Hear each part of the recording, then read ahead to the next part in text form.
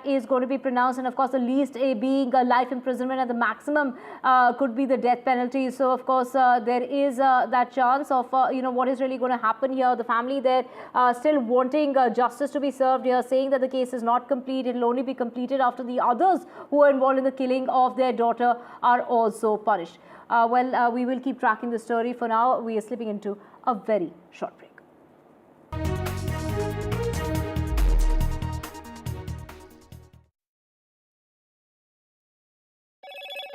Hello, Moto. Motorola Edge 50 Pro, world's first AI-powered pro-grade camera.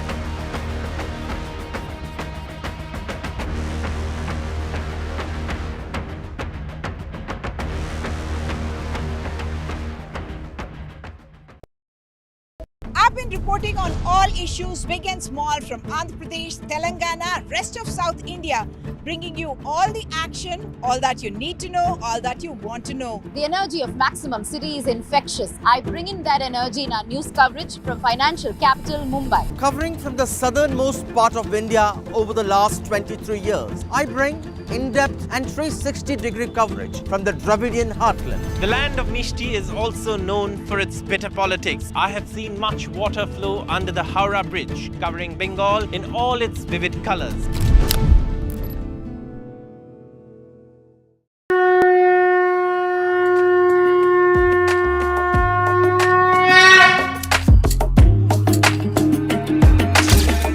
Mahakumbh, a festival of faith. The world's biggest spiritual festival. The divine dip at the spiritual Sangam. A sacred confluence of faith, culture and heritage. NDTV's mega coverage of the Mega Fest. NDTV at Mahakumbh 2025.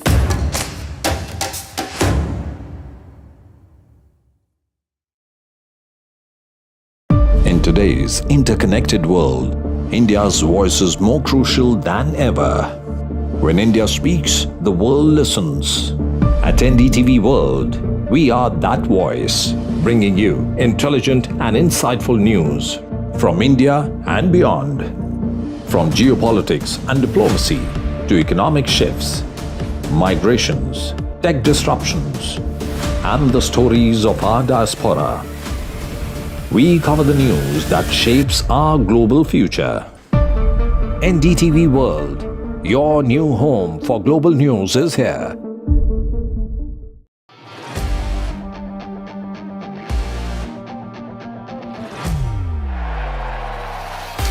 All set for Trump 2.0. Countdown to January 20th. Terror shadow, visa wars. All the twists and turns.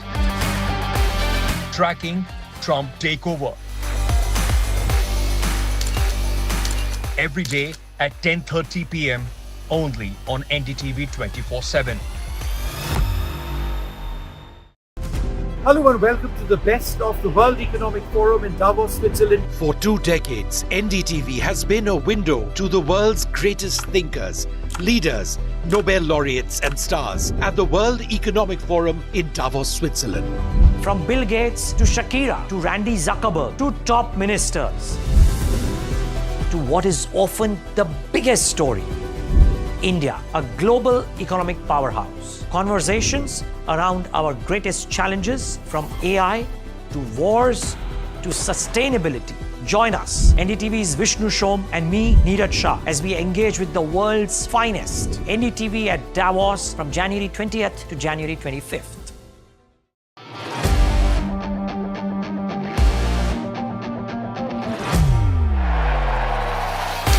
All set for Trump 2.0. Countdown to January 20th. Terror shadow, visa wars. all the twists and turns, tracking Trump takeover. Every day at 10:30 p.m. only on NDTV 24/7.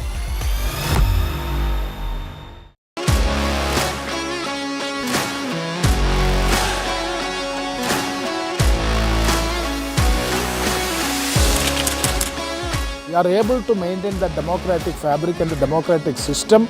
I want to do something that can make a difference. लगातार जनता की आवाज को सरकार तक पहुंचाने का काम मैं करता हूं.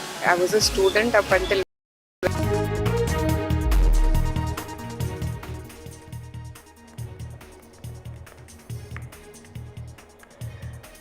US President-elect Donald Trump to be sworn in today. Trump is likely to sign about 100 executive orders on day one.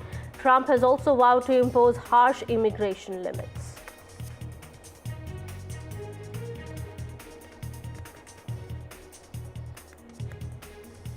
All eyes are on the Kolkata court as Arjikar rape and murder case accused his punishment is to be decided today. The CBI has demanded death penalty.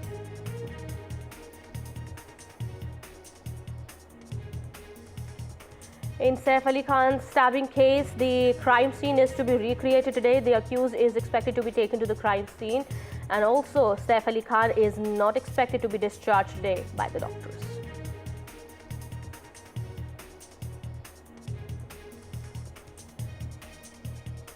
NDTV at World Economic Forum, the WEF president has told NDTV that India will be in $10 trillion economy soon. Our extensive coverage continues on NDTV.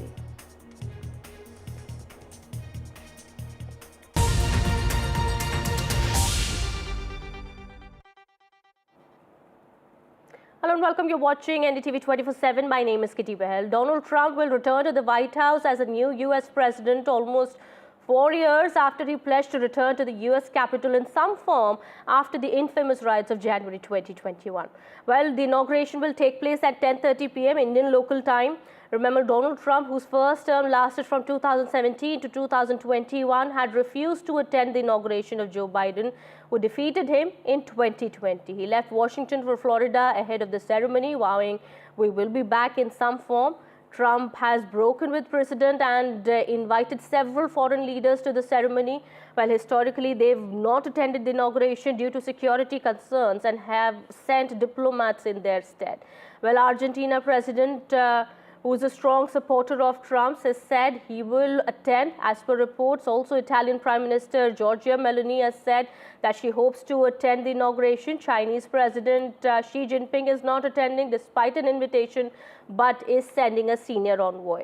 Now, Trump advisor Elon Musk, who's also the CEO of Tesla and SpaceX, also Jeff Bezos, executive chairman of Amazon, and Mark Zuckerberg are also attending this big event. Well, hours before he will be sworn into office, Donald Trump had promised to sign a host of executive orders on his first day as president while celebrating at a victory rally. Now, let's also take us through what is expected, what's lined up on the day first of Donald Trump's swearing in. Also, just right after swearing in, what are his plans on immigration front? We do understand Donald Trump has promised to launch mass deportations. He's also said that he is going to reinstate the travel ban on Muslim majority countries, also close borders for undocumented immigrants, and also build the wall.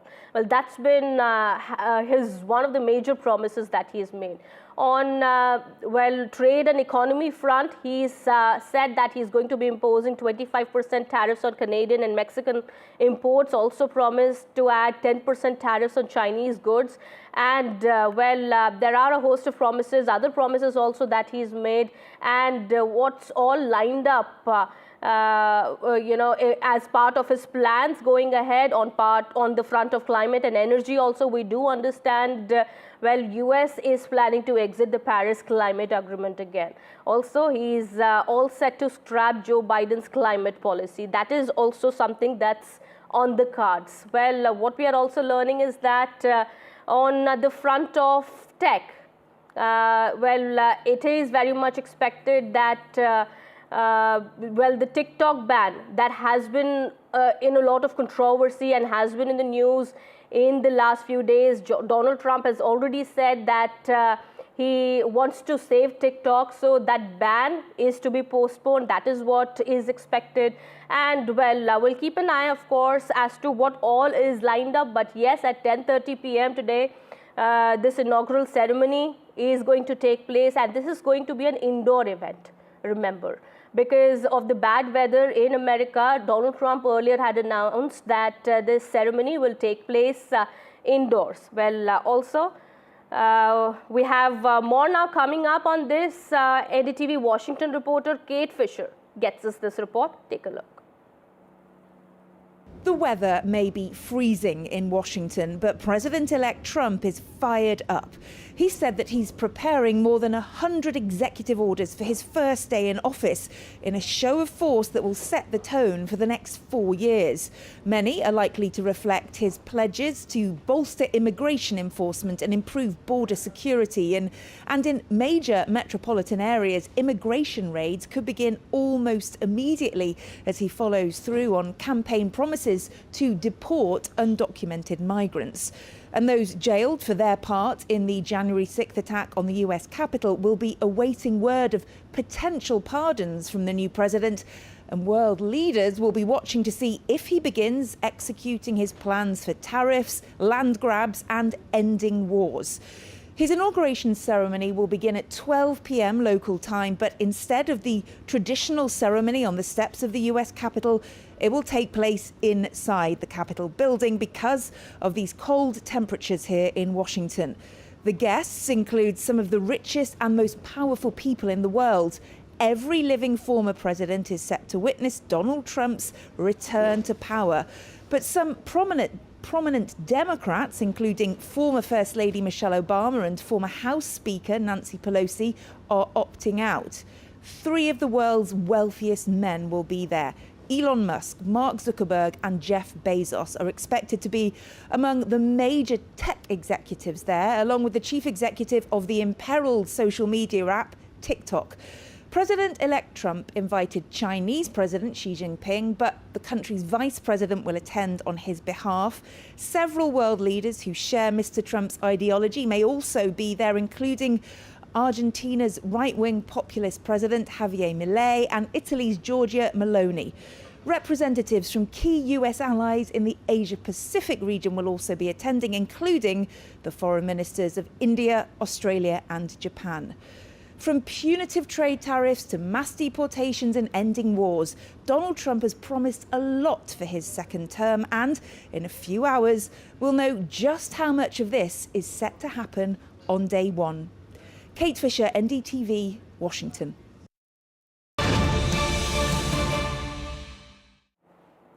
We're shifting our focus now to some big breaking news now coming in. We're learning the sentencing of Sanjay Roy, who's the convict in the RG Medical College and Hospital rape murder case, is expected in just a bit from now. All right. Well, what we're learning is that the CBI in the court today has said that it's rarest of rare cases, one of those cases, and has demanded death penalty for the accused. Well, the Kolkata court, where the hearing is still underway, is going to pronounce the quantum of punishment for Sanjay Roy. Remember, he's a civic volunteer who's been convicted of raping and murdering the trainee doctor at RG Hospital in August last year.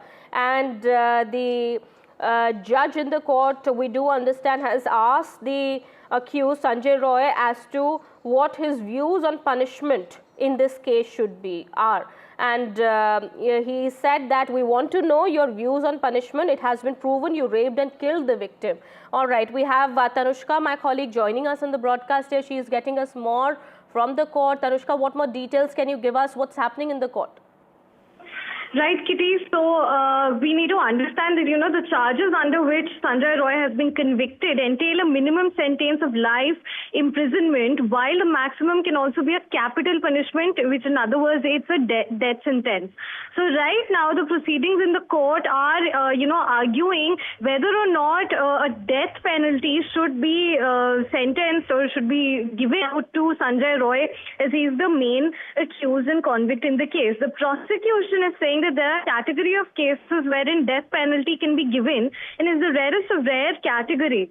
And they say that it is stressing upon, even the CBI is stressing upon, that this accounts for such a rare case because the doctor who was raped and murdered was a meritorious student and her death is a loss for society. The court has already established that Sanjay Roy has been found guilty. However, Sanjay Roy pleads not guilty and he's saying that he is being falsely implicated. Now, the defense is also at the same hand saying that while, death sentence is in the rarest of rare cases, reformation is also a possibility. So right now the judge and the court are asking the prosecution and the defense to prove or draw arguments as to why is this case on Sanjay Roy doesn't come within the ambit of reformation. So if there's lingering uncertainty that Sanjay Roy is beyond reasonable doubt, and only then death penalty can be commuted. So these are the arguments that are on in court right now. The quantum of punishment is still, underway. The final verdict is yet to come out as the arguments on whether or not Sanjay Roy... he had also said that there is one IPS who knows everything and the accused himself here is not being allowed to speak. There are other people involved also, that is what he said, and even not just the accused, even the victim's parents have gone on to say that the CBI couldn't catch hold of the others who were involved because the evidence in the case, it wasn't really provided to them in the very first in the initial phase, because that is when the Kolkata police was investigating the case.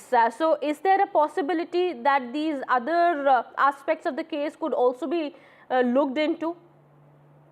Well, Kitty, the court has said that it was proven that the judge, in fact, has said that it is proven that Sanjay Roy has raped and killed the victim.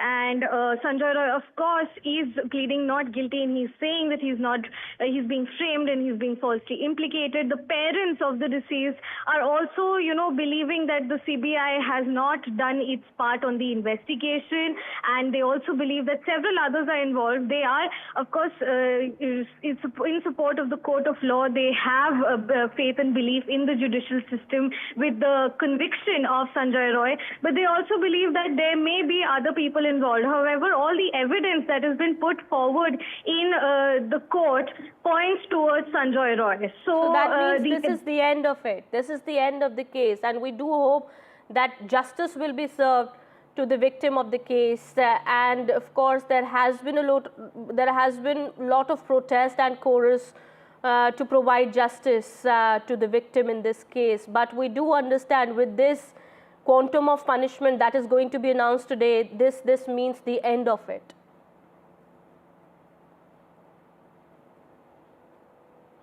Tanushka, yes, what more details are coming out of the court? How long is it going to take for the quantum of punishment to be announced?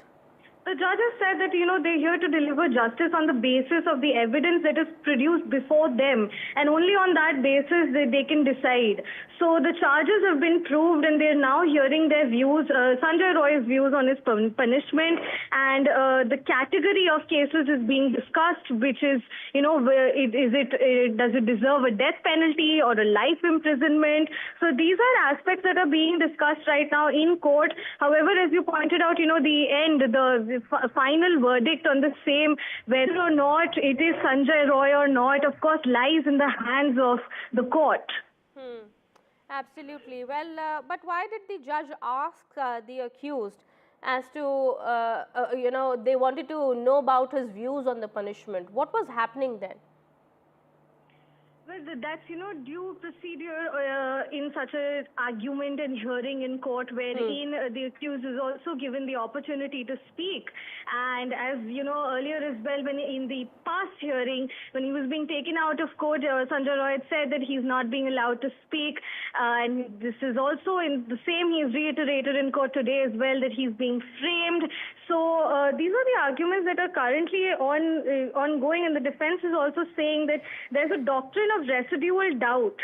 And death sentence is to be given when all doors are closed. So there has to be evidence on record on zero scope of reformation. So it is this reformation angle that is now being argued upon by both the prosecution and the defense. All right, and we do believe there has been tight security at the Selda court ahead of, there has been tight security ahead of the sentencing also. We do not know the quantum of punishment that is going to be announced in just a bit, but yes, depending on that, the security seems to have been tightened outside the court also. Could you? All right, we have a reaction also coming in. We have the mothers. না ওকে বলতে দেওয়া হচ্ছে, ওকে যে বলতে দেওয়া, ও বাইরে এসে চেঁচালে তখন বলতে দেওয়া হচ্ছে না, কিন্তু ভেতরে যখন বলতে দেওয়া হচ্ছে ও কিছুই বলছে না। আইপিএস সেদিনও তো বলেছে যে ওই আইপিএস অফিসার আমাকে বলেছিলেন, কিন্তু সেই আইপিএস অফিসারের নাম বলেন। আজকে সঞ্জয় রায়ের কি সাজা আপনারা আশা করেন? সর্বোচ্চ সাজা আশা করি, বিচারক যেটা মনে করবেন সেটাই দেবেন। এবং এই আন্দোলনটা কি আজকে আপনাদের একটা প্রথম ধাপ?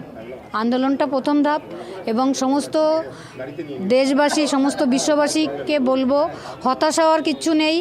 এই মানে আজকের বিচার প্রক্রিয়া হয়ে গেল মানে বিচার শেষ হয়ে যাবে না, আন্দোলনও থেমে থাকবে না, তদন্তও থেমে থাকবে না। সবাই আমার পাশে থাকবেন, আমাকে সাহস যোগাবেন, এবং মানে হতাশ হওয়ার কিছুই নেই। আন্দোলন চলবে, বিচারও চলবে, আমরা আমার মেয়ের ন্যায় বিচার ছিনিয়ে আনবো।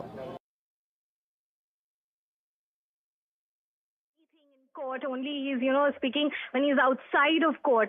And she also brought about the aspect of him mentioning an IPS officer, and she goes on to say that he has not taken any names of any officers yet, which she indicates to us that he should have taken. Further ahead, she also says that of course she believes in the court of justice, and she believes that whatever decision will be taken here today will be final and truthful to the cause, the big cause at hand here. And she urges and requests the people of the country at this point who had come together for her daughter in August and after that as well to stay on with her, to stay on for the cause. She says that, the protest doesn't stop here because the cause doesn't stop here. The fact that women are not safe in our country is, at this point, a larger picture that she's talking about. And she's saying that to be with her and her daughter. All right, we also have the father's reaction coming in. Let's also listen into that. We'll go back to Tanushka in just a bit. आपका बेटी गुजरने के बाद जिसने जल्दी से postmortem करने का जो बात हुआ था, जल्दी से पोस्टमार्टम कर दिया था, तो इस विचार प्रक्रिया में संजय राय को भी जिस तरीके से अगर उसको आज सजा हो जाता है, चाहे लाइफ पार हो जाए, डेथ हो जाए, तो इन्वेस्टिगेशन ठप हो सकता है इसमें। तो नहीं, कुछ थमेगा नहीं, उसको आगे बढ़ेगा। हमको थोड़ा लड़ाई का जटिल हो रहा है, हमको कोर्ट में जाना पड़ेगा, बार बार कोर्ट का दर्जा खटखटाना पड़ेगा, उसके बाद सीबीआई काम करेगा। नहीं, ये जो पुष्टि है, जैसे ये एविडेंस था, संजय राय कुछ बोलना चाहता है जिसके लिए पुलिस ने इतना घेरा। संजय कुछ बोलना चाहता है, बोलता नहीं, कुछ सच बात नहीं बोलता है। कुछ खुलासा तो हुआ है? नहीं, कुछ नहीं खुलासा हुआ है। तो कैसे उसको फांसी आज राय देगा? उसका जो उसका विरुद्ध में जो एविडेंस है पूरा जज के पास जाए, इसलिए उसका साजा घोषणा। एविडेंस टेम्पर्ड हुआ है जिसके लिए सीबीआई भी चार्जशीट नहीं दाखिल कर पाया, जिसके लिए सब कुछ करेंगे उसके ऊपर कोर्ट का प्रेशर बनाना पड़ेगा, तो करेंगे, सब कुछ करेंगे। आज आप क्या मांग करेंगे? आज उसका क्या सजा हो? जो अच्छा कठोर सजा देंगे वो शनिवार में बोल दिया है, और जो जज जो अच्छा समझेंगे वो करेंगे। जज के ऊपर हमारा पूरा भरोसा है। आप लोग ये कोर्ट का लड़ाई जारी रहेगा? ये कोर्ट का लड़ाई और रास्ते का लड़ाई पूरा जारी रहेगा, जितना दिन अच्छे विचार नहीं सामने आएगा। अभी तक कुछ घटना कहाँ घटा था, किस लिए घटा था, कुछ भी अभी मालूम नहीं हुआ। आज विचारक आपको बोला है जो कुछ बोलने के बाद? कुछ बोलेंगे, बोला है, कुछ बोलेंगे। आपका जो क्वेश्चन दिए थे उसका आंसर जब राय का कॉपी हमारा पास आएगा वो बोल देंगे। उन्होंने शनिवार में बोल दिया है। All right, we have latest updates coming in from the court also, where the quantum of punishment is to be announced in just a bit. The CBI has said that it's rarest of rare case and is seeking death penalty for the accused. Remember, Mamata Banerjee also earlier had said that she wants death penalty for the accused, but it depends on how the case has been framed against the accused and on the judge also. All right, my colleague Saurabh Gupta joins us on the broadcast here. He's getting us more there from the ground. Well, Saurabh, what more details are coming out from the court? We believe you were inside the court, and the quantum of punishment, this is going to be announced in just a bit. What more details do we have? Well, the quantum of punishment is expected at around 2:45 in the afternoon. That's the time the judge has specified as far as the quantum of punishment is concerned. And then, of course, the arguments took place, and obviously the main doctrine under which death penalty is awarded is the rarest of rare category, whether a case falls into the rarest of rare category or not. Apart from that, there were several other principles based on which the defense argued. One is that whether the doors of reformation and the possibility of reformation has completely closed or not to eliminate someone from society. That is one of the considerations before the court when the court has to award a death penalty. Also, one of the things that the defense argued is, the lingering doubt beyond, that exists beyond reasonable doubt, which are principles on which the judicial process and the jurisprudence of this country functions. So in these arguments, the defense, of course, said that the death penalty shouldn't be given, and any other penalty that should be given apart from death penalty, which is obviously in this case the life imprisonment sentence. These are the two possibilities. These are the two avenues in law. Now, apart from that, the parents of the victim, their lawyer also said and prayed for the death penalty, and the prosecution, which is the CBI, has also prayed for death penalty in this case. The court has risen for a bit now, and of course the court will again assemble at 2:45 to pass the orders on the sentencing. On Saturday, the court had declared Sanjay Roy guilty after hearing the evidence. Today also the court heard him, because on Saturday the court had said that it would give him a chance to speak. Today again he was given the chance to speak, and he brought up certain things that he repeated that he said on Saturday. He repeated he had been framed. He repeated that so many things were destroyed. I was wearing a Rudraksh thread. So if I had done it, this would have broken. But the 2:45 is when the orders will be passed on the sentencing, whether it's the death penalty or the life imprisonment sentence for Sanjay Roy. Okay, all right. Thank you so much, Saurabh, for getting us all those details there. We'll keep an eye on the developments there. Well, so 2:45 p.m. is the time when the quantum of punishment is to be announced by the court. We'll have to wait till then, but before that, the arguments have taken place inside the court, and the accused also in this case was given a chance to speak. He's been reiterating that he is innocent and he's been framed, but the court is convinced by the evidence that has been presented before it by the CBI that has been probing this case, that he is the one who raped and murdered Sanjay Roy, the civic volunteer, who is the one who raped and murdered that trainee doctor in RG Kar Hospital in August. Well, a lot has happened since then, and we do understand now this punishment. Quantum of punishment is going to be announced at 2:45 p.m. and so the security outside the court has also been enhanced. We'll keep an eye on the developments here and get you more. Shifting our focus now to some more news here that we're tracking. In Bollywood actor Saif Ali Khan's stabbing case, the suspect is expected to be taken to the residence of the actor in Bandra to recreate the crime scene today. We are learning now more details of the crime have emerged. As per sources, the police were able to nab the accused after he had made a UPI payment at a stall in Worli for food and water bottle. Now, his mobile number was traced to Thane by the cops. He had gone to Thane after Worli.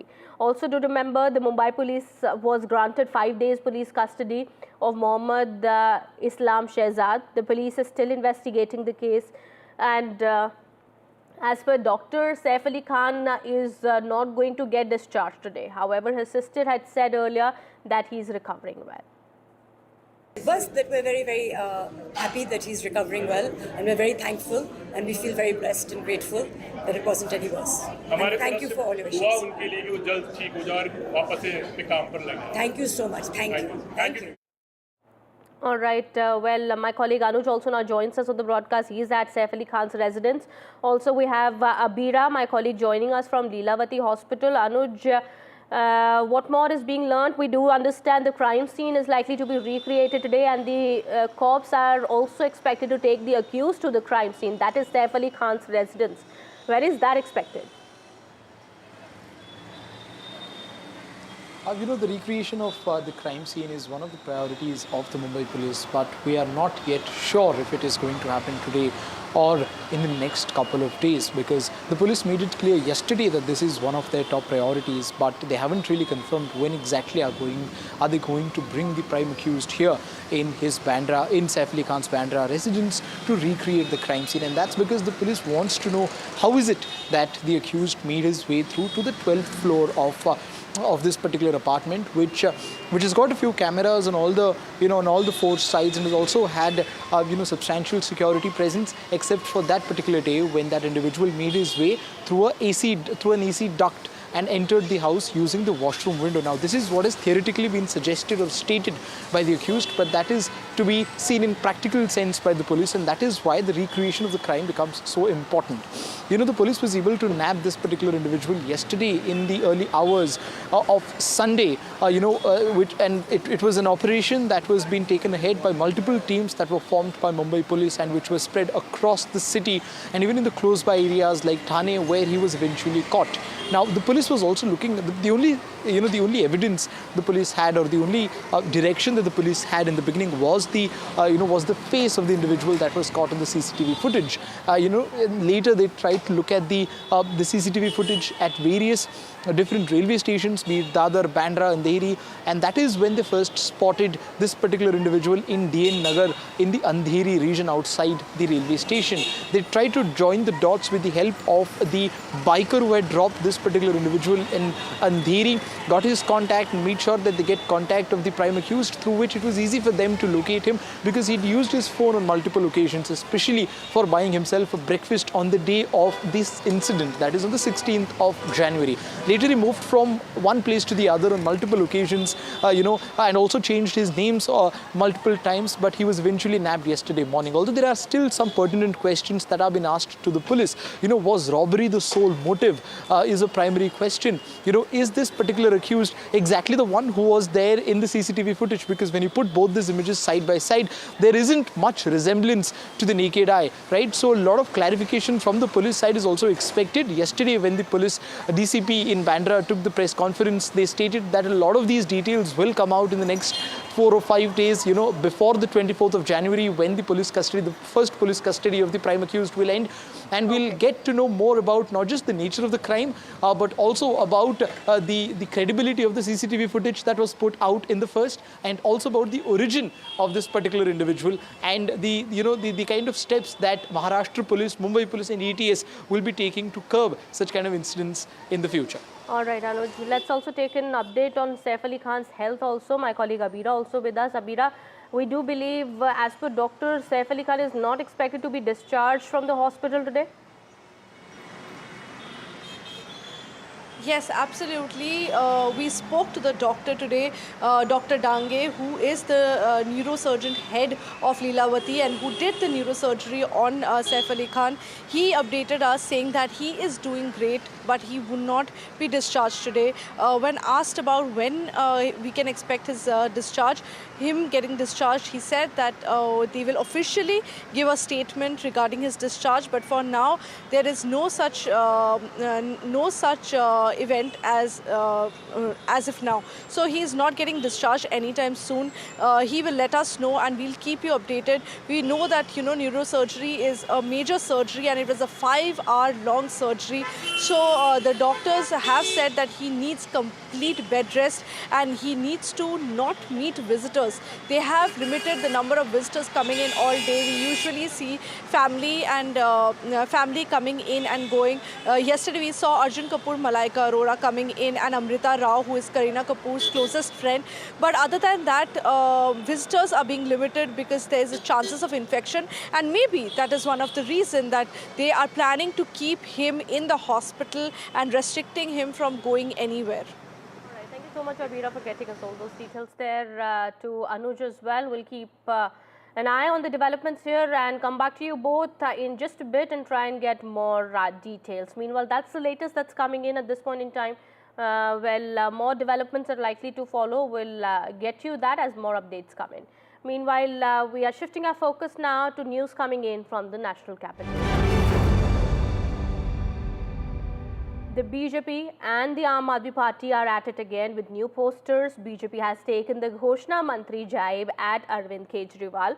And on the other hand, you have the Aam Aadmi Party again putting out a poster targeting the BJP and have asked who is BJP's groom as far as Delhi is concerned, referring to BJP's chief ministerial face. All right, my colleague Ishika joins us on the broadcast here.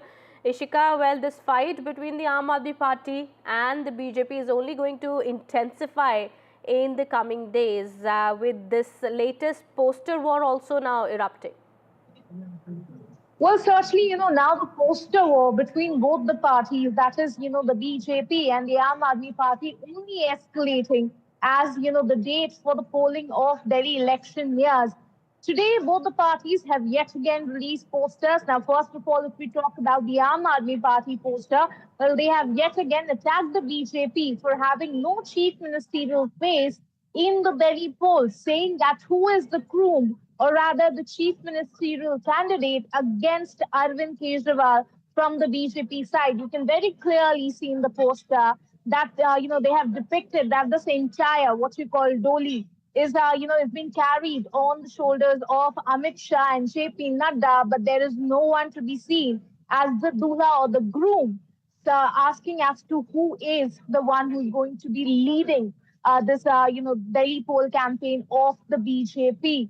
Now, this certainly is not a new taunt by the Aam Aadmi Party, but the BJP maintains that with the exceptions of 2 to 3 states, they generally do not, in fact, give a name for the chief ministerial candidate before the elections. Now, coming to the BJP poster, well, the BJP has taken a jibe at Aam Aadmi Party Supremo Arvind Kejriwal over his poll announcement, one-by-one poll announcement, calling him a Ghoshna Mantri in their latest poster. Here, the BJP has said that every day Arvind Kejriwal wakes up and he decides to make a fake poll promise to the voters here, despite all of his older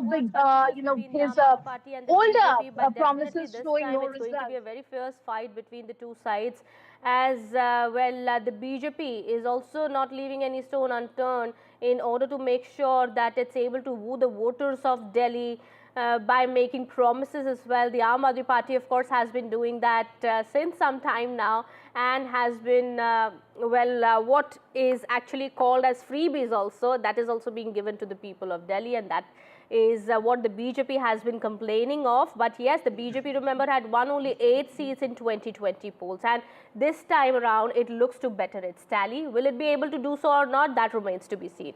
Meanwhile, we have more news now coming in. This is from Kerala. As many as 58 people, including 6 minors, have been arrested in Kerala's Pathanamthitta in a shocking case of sexual abuse of a minor girl who happens to be an athlete. This went on for about 5 years. Well, the information has been shared with NDTV by the Pathanamthitta SP. Listen in to more details coming in. My colleague Uma joins us. I spoke to the Pathanamthitta SP, Mr. Vinod, and he has said that 60 people have been identified as accused in Pathanamthitta. About 30 cases have been registered, which means 30 FIRs have been registered. And out of the 60 people, in a matter of few days, 58 people have been arrested. This would include about 6 minors who have also been taken into custody. Of course, technically that is not an arrest, but they have also indulged in the sexual assault of this girl. There is also another case that has in fact happened in Thiruvananthapuram involving the same girl. This girl had gone for an event to Thiruvananthapuram. As we mentioned, she has been an athlete and she had gone for an event to Thiruvananthapuram where we are told that again 2 people had assaulted her, sexually abused her, and therefore those 2 people have also been arrested. As you mentioned, this entire episode, horror rather, has happened between 2014 to 2019 and what we understand, from the age of 14 years to about the age of 18 years. Now she's 18 years and a few months is what the SP told me. And from 2019 onwards is when this has happened. And the last case that happened was in November of 2024. That is the last recorded case that the police has in its records now, based on the statements that were given by this girl. Of course, her parents are both are daily wage laborers, and they seem to have been quite oblivious to what happened.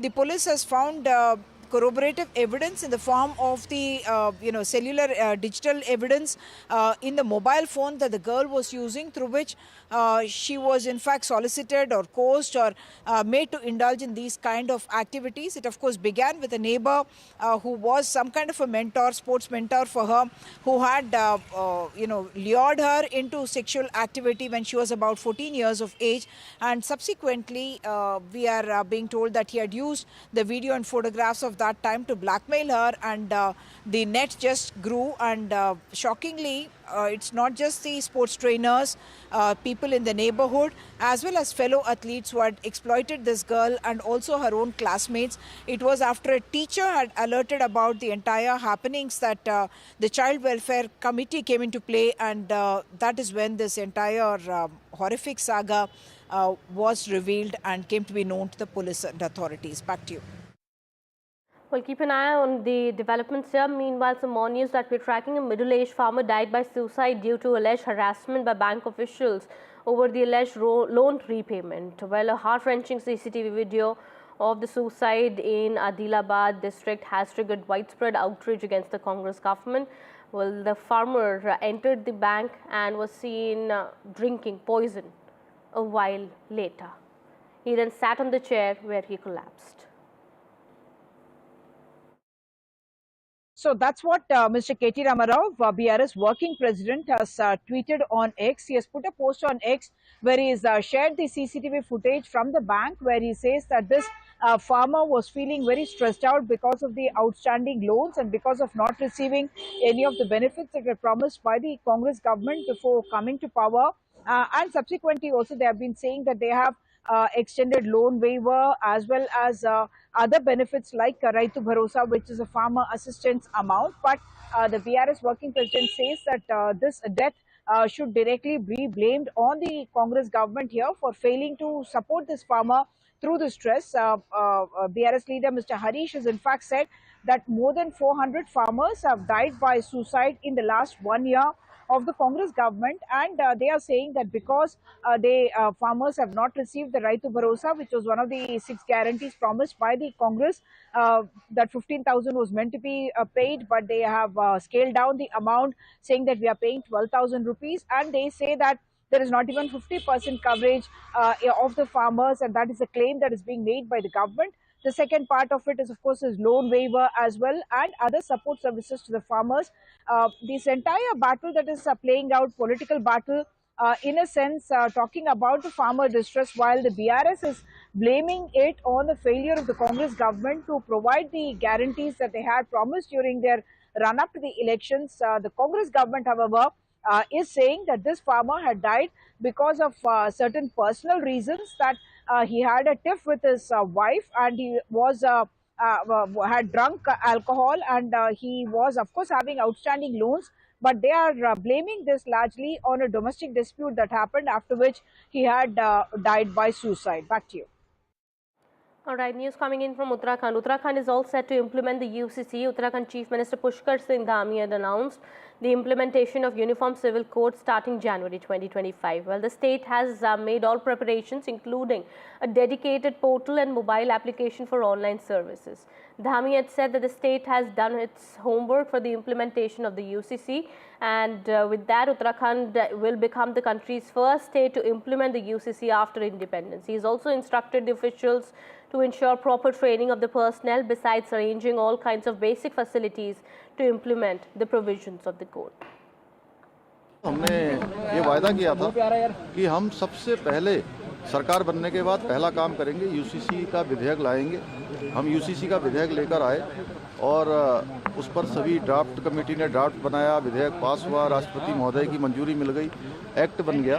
Act बनने के बाद प्रशिक्षण की जो प्रक्रिया है वह भी हमारी लगभग पूरी हो गई है और आज माननीय मंत्रिमंडल में इस बात पर हमने चर्चा करी है कि जल्दी से जल्दी हम उसका डेटों का चूँकि सारी तैयारी होने के बाद, क्योंकि भारतवर्ष में सबसे पहले यूसीसी लागू करने वाला राज्य देवभूमि उत्तराखंड बनने जा रहा है, तो सभी चीज़ों की समीक्षा करने के बाद हम जल्दी ही डेटों का ऐलान करेंगे। All right, my colleague Kishore also now joins us on the broadcast, getting us more on that. Kishore, so the Uttarakhand cabinet has approved the UCC manual as well. How soon are we expecting it to be implemented? बिल्कुल, cabinet की बैठक ने आज इस तरीके से UCC के नियमावली को मंजूरी दे दी है और पूरी कैबिनेट इस पर सहमति जताई है। अब ये बात सामने आ रही है कि अब इसको कब लागू किया जाए, तो जो जानकारी मिल रही है उसमें 26 दिसंबर को माफ़ कीजिएगा 26 जनवरी को इसको लागू किया जा सकता है। अभी डेट डिसाइड नहीं है, लेकिन ये कंफर्म माना जा रहा है कि 26 जनवरी को 2025 को ये लागू कर दिया जाएगा। इसके बाद 21 जनवरी को अगर बात करें तो, क्योंकि आज ये इसको नियमावली को मंजूरी मिल गई है, 21 जनवरी को एक पोर्टल लॉन्च किया जाएगा। उस पोर्टल में कैसे अधिकारियों को ट्रेनिंग दी गई है, क्योंकि लगातार पिछले एक हफ्ते से ट्रेनिंग चल रही थी, और अधिकारियों को एक साथ ये बताया जाएगा कि कैसे इस पोर्टल में काम किया जा सकता है, क्योंकि लोगों के सामने ये शंका थी कि कैसे जो कानून तो बन गया है लेकिन उसकी नियमावली और रूल और रेगुलेशन नहीं मिल पाई है। तो अब ऐसे में एक सबसे बड़ी बात यह है कि अब इस सभी के सामने एक चीज़ें क्लियर हो गई है कि इसके रूल और रेगुलेशन बन गए हैं और इसको मंजूरी भी मिल गई है। अब लेकिन 26 जनवरी को प्रधानमंत्री नरेंद्र मोदी का 28 जनवरी को उत्तराखंड में दौरा है। 38वें नेशनल गेम्स को लेकर वो एक उद्घाटन करने वाले हैं। उससे पहले बीजेपी उनको एक तोहफा देने वाली है। यही वजह है कि 26 जनवरी की तारीख मानी जा रही है कि यूसीसी को लागू कर दिया जाएगा। लंबी जद्दोजहद और कई लोगों से विचार विमर्श के बाद इसको कानून को लाया गया। इसको राष्ट्रपति और गवर्नर की मंजूरी मिलने के बाद इसमें कमेटी बनाई गई जो नियमावली जिसने बनाई है रूल और रेगुलेशन की, किस कानून के अंतर्गत, किस धारा के अंतर्गत ये कानून काम करेगा, उसकी नियमावली को आज मंजूरी मिली है।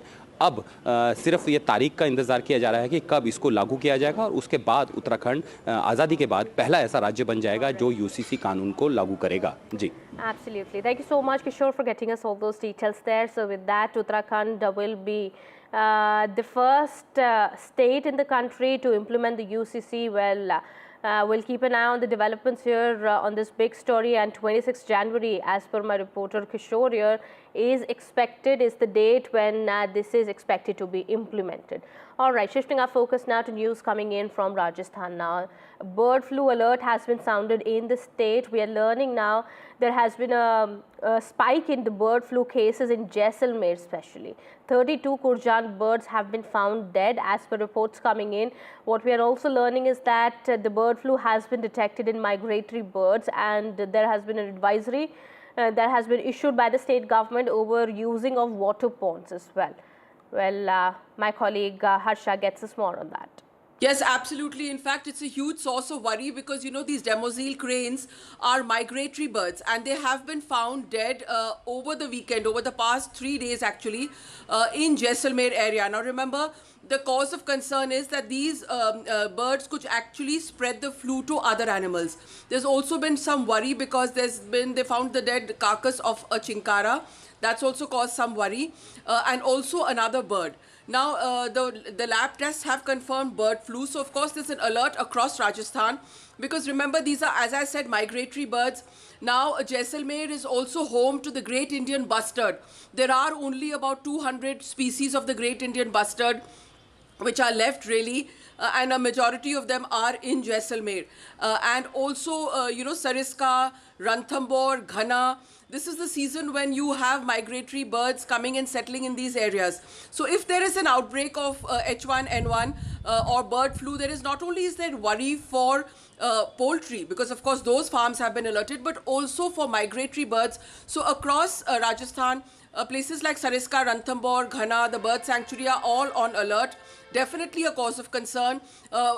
Forest and wildlife teams are working overtime there to dispose of the carcasses and to contain the spread of bird flu. News now coming in. An Indian student from Hyderabad, Teja Ravi, has been shot dead in Washington, D.C. Well, we are learning he's been reportedly shot dead at a gas station in US. He had gone to the US in 2022 to pursue his master's degree. This is some unfortunate bit of news that's coming in from the US. My colleague Uma also now joins us on the broadcast, getting us more details on that. Uma, what more do we know about this? So, Ravi Teja is, Nakarapu is a 26-year-old young man, and who had in fact gone to the US in 2022 to pursue a master's degree. And he was in Washington, D.C. We were told actually was helping a friend when he was shot dead and he succumbed to the bullet injuries and has been declared dead as well. And his family has been informed here, and they live here in Chaitanyapuri colony in Hyderabad, and the family obviously devastated because something like this obviously coming out of the blue. But the larger issue of the security of Indian students, because we have had two such instances that have happened since the last year, where students have, Indian students who went there to pursue a degree have lost their life in unfortunate incidents like this. And therefore, the concern, once again, the larger issue of huge numbers of Indian students, of course, go there to pursue their master's degree or higher education. And among them, of course, Telugu students tend to be in very high numbers. Back to you. Thank you so much, Uma, for getting us those details there. Well, that's the latest we're picking up at the moment. We'll wait for more details to emerge on that. It's time for a short break here. More continues on the other side.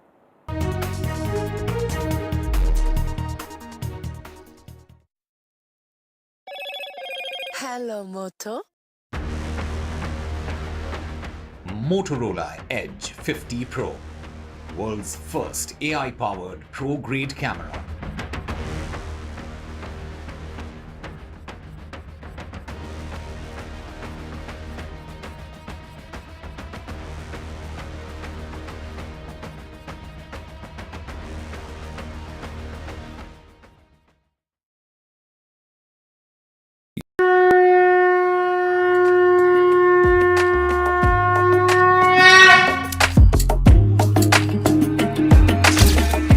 Mahakumbh, the festival of faith, the world's biggest spiritual festival, the divine dip at the spiritual Sangam, a sacred confluence of faith, culture and heritage. NDTV's mega coverage of the Mega Fest. NDTV at Mahakumbh 2025.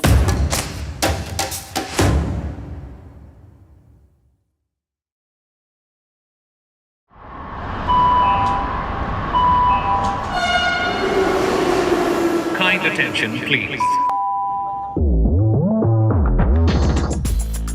Delhi Election Metro 2025 is arriving on People's Platform. Please mind the gap. BJP or AAP, who will get to the Delhi Secretariat station? दरवाजे बाईं तरफ खुलेंगे. Who will Delhi voters open the victory doors for? And who will be shown the door? Can the BJP throw AAP's victory run off track? Or will it be Kejriwal's ticket to win again? Can Congress take the election metro to revival? We will track it all for you. Delhi's decision destination. Doors will open on the left. Stay tuned to NDTV for Mega Metro poll coverage. Well, I'm in Altadena. This is one of the worst hit areas. When disaster strikes, NDTV World brings you exclusive on-the-ground reports straight from the heart of the action. A neighborhood in Los Angeles that has been devastated by fire. I just received an emergency alert extreme, which has come on my phone. Stay tuned for NDTV World's in-depth coverage as we bring you the real stories from Los Angeles. This is the Altadena area, and there are still fires, and there's a lot of smoke in the area. These houses completely gutted. This is reporting that matters only on NDTV World. I've been reporting reporting on all issues big and small from Andhra Pradesh, Telangana, rest of South India, bringing you all the action, all that you need to know, all that you want to know. The energy of Maximum City is infectious. I bring in that energy in our news coverage from financial capital Mumbai. Covering from the southernmost part of India over the last 23 years, I bring in-depth and 360-degree coverage from the Dravidian heartland. The land of Mishti is also known for its bitter politics. I have seen much water flow under the Howrah Bridge, covering Bengal in all its vivid colors.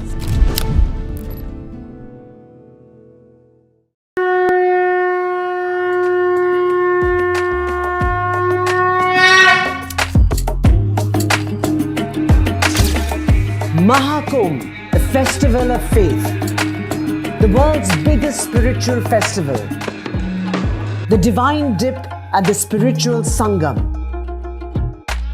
a sacred confluence of faith, culture and heritage. NDTV's mega coverage of the Mega Fest. NDTV at Mahakumbh 2025.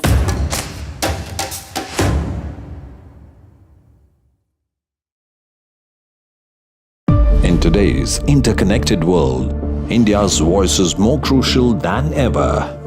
When India speaks, the world listens. At NDTV World, we are that voice, bringing you intelligent and insightful news from India and beyond. From geopolitics and diplomacy to economic shifts, migrations, tech disruptions, and the stories of our diaspora. We cover the news that shapes our global future.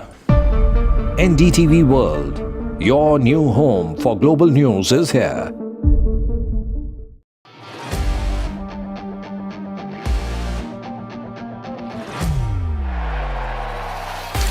All set for Trump 2.0.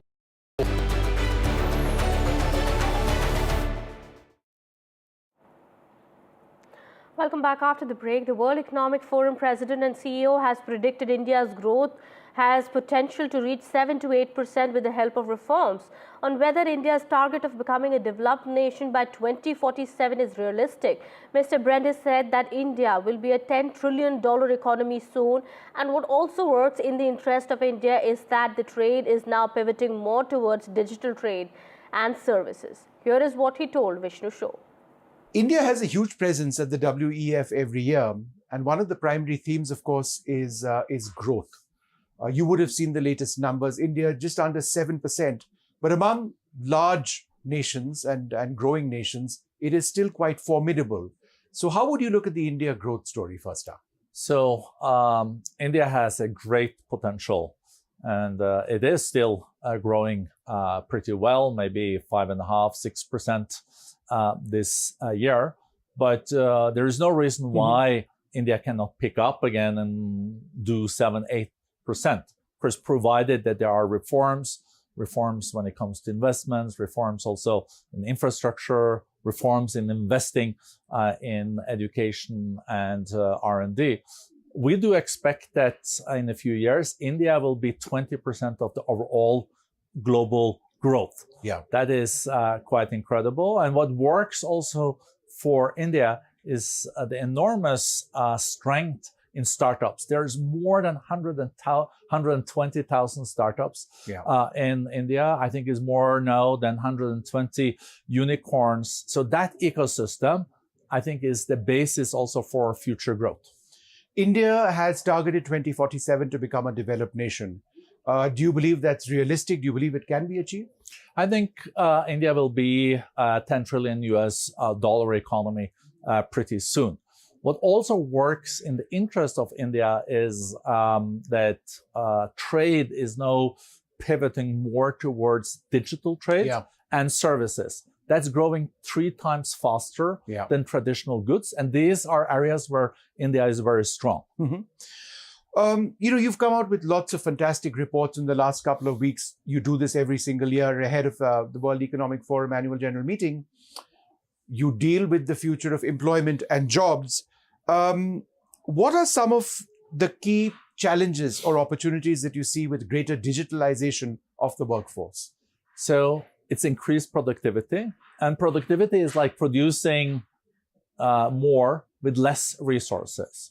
And of course, this will challenge some jobs that are back offices today or other jobs. But if that can lead to people moving into areas where you produce higher up in the value chain, you can pay better, you can produce more, and that's prosperity. So for India, there are, of course, huge opportunities when it comes to the new technologies. But short term, it also creates challenges because one has to upskill and reskill people.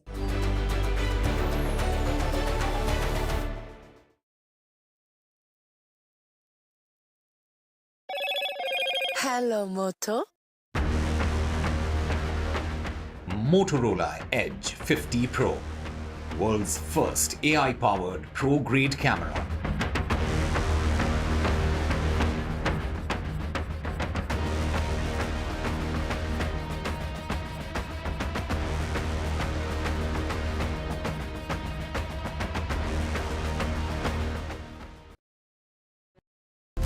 Hello and welcome to the best of the World Economic Forum in Davos, Switzerland. For 2 decades, NDTV has been a window to the world's greatest thinkers, leaders, Nobel laureates and stars at the World Economic Forum in Davos, Switzerland. From Bill Gates to Shakira to Randy Zuckerberg to top ministers to what is often the biggest story, India, a global economic powerhouse. Conversations around our greatest challenges from AI to wars to sustainability. Join us, NDTV's Vishnu Shom and me, Neeraj Shah, as we engage with the world's finest. NDTV at Davos from January 20th to January 25th.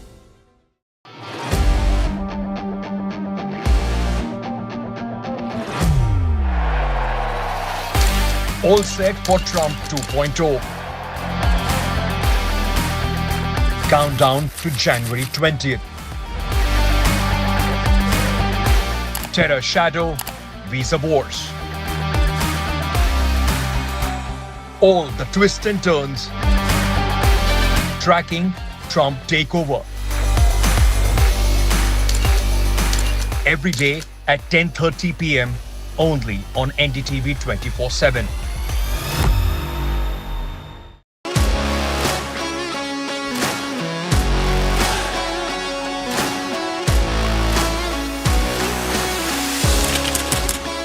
We are able to maintain the democratic fabric and the democratic system. I want to do something that can make a difference. लगातार जनता की आवाज को सरकार तक पहुंचाने का काम मैं करता हूं. I was a student up until very recently. I really want to work and do something for my people because they have given me this opportunity. They have elected me. सोचा नहीं था कि राज्यसभा सांसद बनूंगी.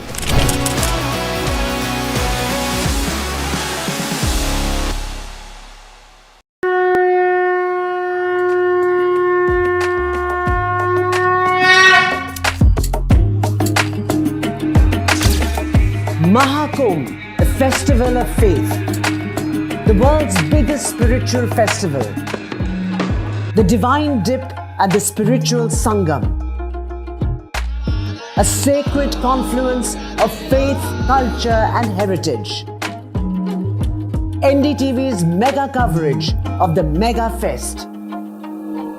NDTV at Mahakumbh 2025.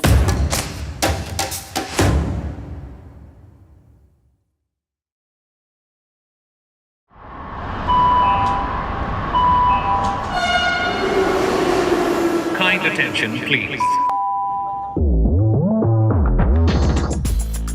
Delhi Election Metro 2025 is arriving on people's platform.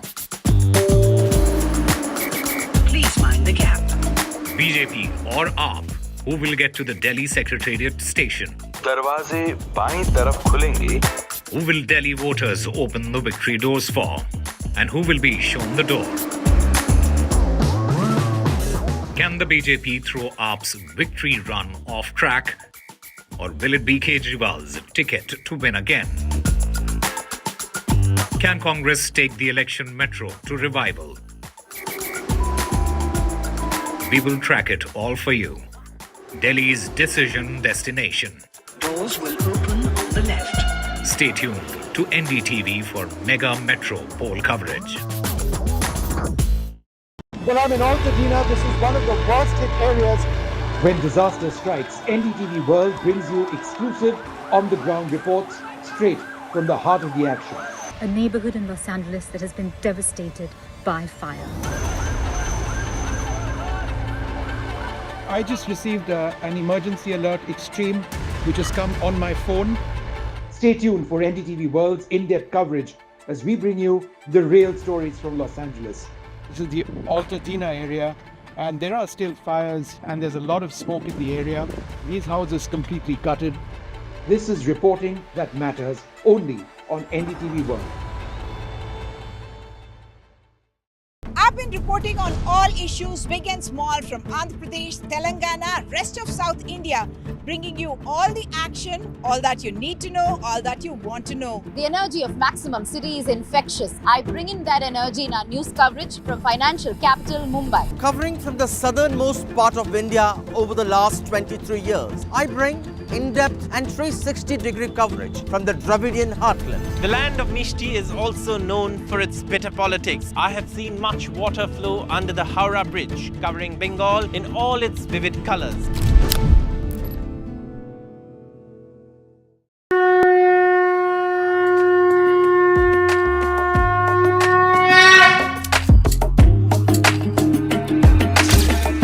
Mahakumbh, a festival of faith, the world's biggest spiritual festival. The divine dip at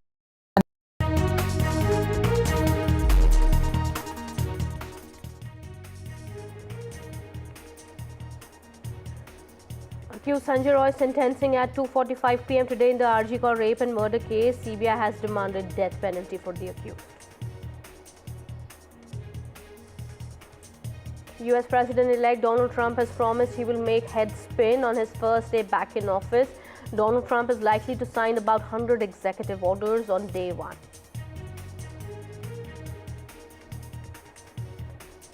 An Indian student was shot dead in the US. A 26-year-old student, Teja Ravi, had gone to pursue his master's in Washington in 2022.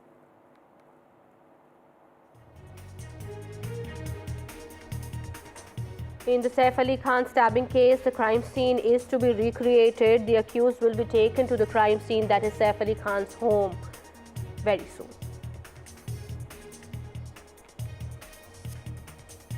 And NDTV is at the World Economic Forum. WEF president has told that India will become a $10 trillion economy soon.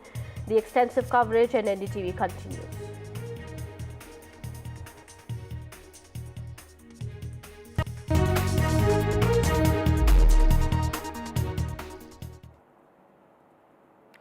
Hello and welcome. You're watching NDTV 24/7. My name is Kitty Behel. We are starting this edition with a top focus that the sentencing of the accused in the RG Medical College and Hospital, Sanjay Roy, is set for today. The Kolkata court will at 2:45 p.m. pronounce the quantum of punishment for Sanjay Roy. He has been convicted of raping and murdering the trainee doctor at RG Medical College in August last year.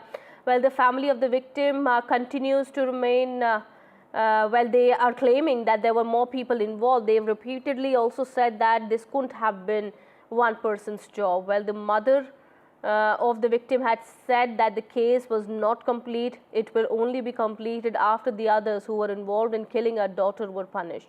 And we will wait for that day. Till that day, we will not sleep.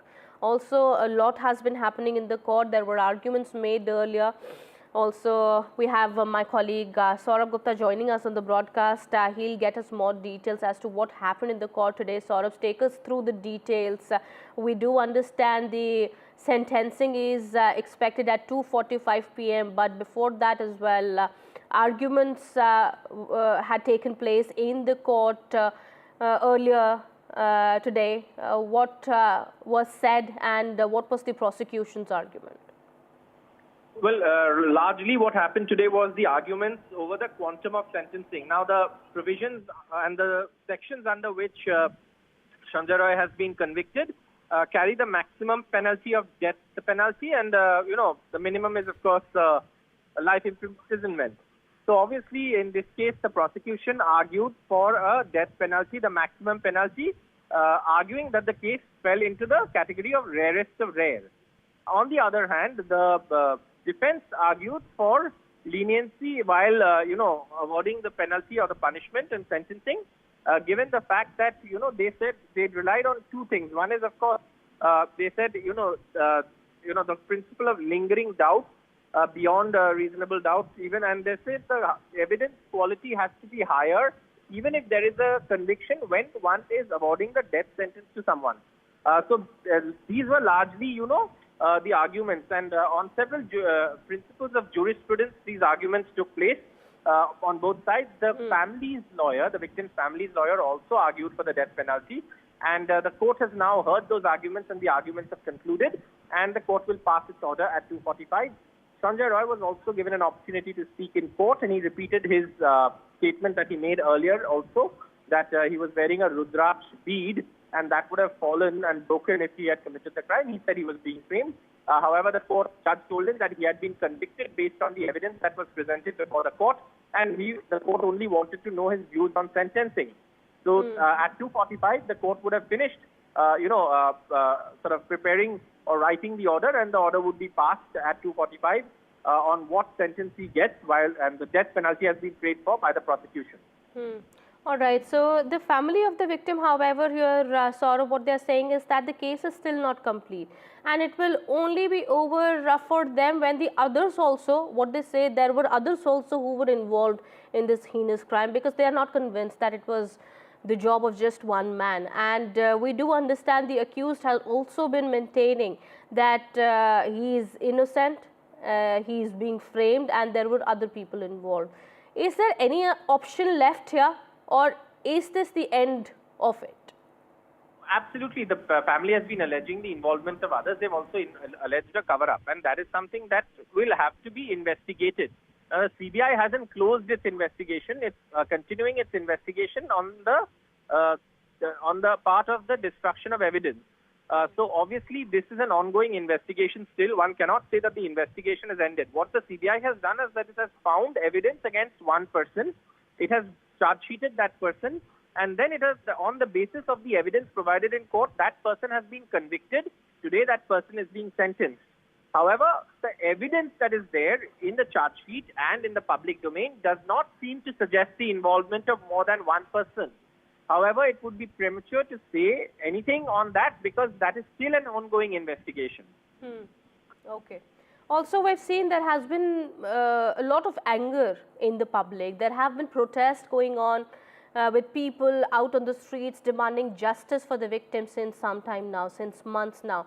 And there is a lot of protection also, security also outside the court, we believe. Could you give us details about that? We do believe the court has been fortified so that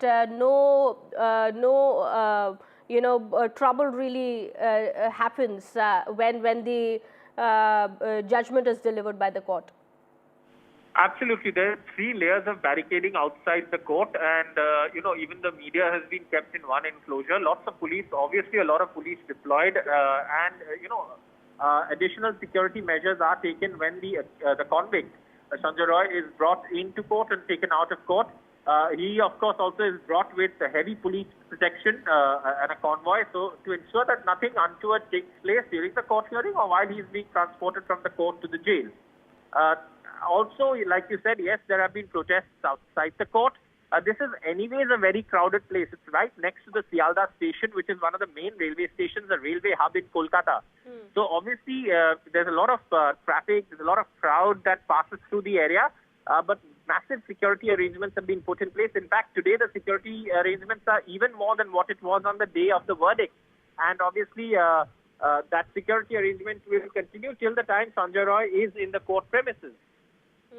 All right. Latest updates that have come in from the court. Remember, the judge also had said that even if it's a rarest of rare case, there should be scope for reformation. The court needs to show why the convict is not worth reformation or rehabilitation. It depends now how the case has been framed, and according to that, of course, the quantum of punishment is going to be announced. Whether the accused will get life sentence, that's the minimum punishment in this case, or death penalty, well, that's the maximum punishment, of course, that remains to be seen. Well, the sentencing will be done at 2:45 p.m. We'll wait for that. All right, well, that's the latest that's coming in at the moment. We are shifting our focus to some more news that we're tracking. Donald Trump will return to the White House as the new U.S. president almost 4 years after he had pledged to return to the U.S. Capitol in some form. Remember, this was after the infamous riots of January 2021. Well, the inauguration will take place at 10:30 p.m. Indian local time. Donald Trump's first term had lasted from 2017 to 2021. He had refused to attend the inauguration of Joe Biden, who defeated him in 2020. Well, also Trump has broken with precedent and invited several foreign leaders to the ceremony. Historically, they have not attended the inauguration because of security concerns and have sent diplomats in their stead. Now, Argentina's president, who's been a strong supporter of Trump's, has said that he will attend. As per reports, also Italian Prime Minister Giorgia Meloni has said that she hopes to attend the inauguration.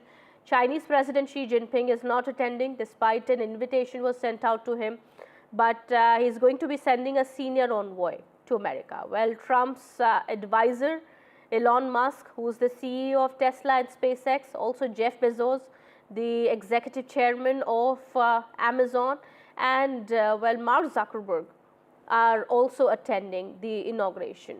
Well, remember, hours before he will be sworn into office, Donald Trump has promised to sign a host of executive orders on his first day as president. These include those related to immigration, border security, energy, as well as governance. Well, our NDTV Washington correspondent Kate Fisher gets us more on that.